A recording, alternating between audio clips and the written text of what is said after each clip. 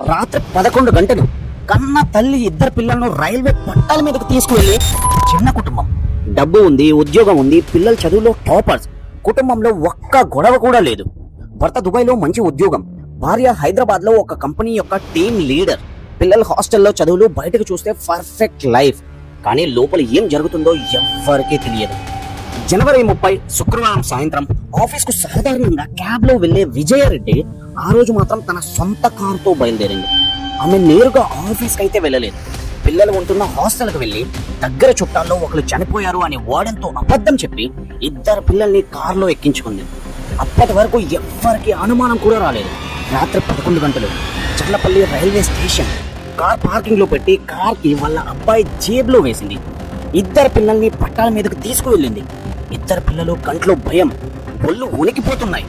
ఎక్కడికి తీసుకువెళ్తుందో తెలియదు, ఎందుకు తీసుకువెళ్తుందో తెలియదు. ఆ సైడ్ నుండి ట్రైన్ సౌండ్, ట్రైన్ దగ్గరకు వస్తుంది.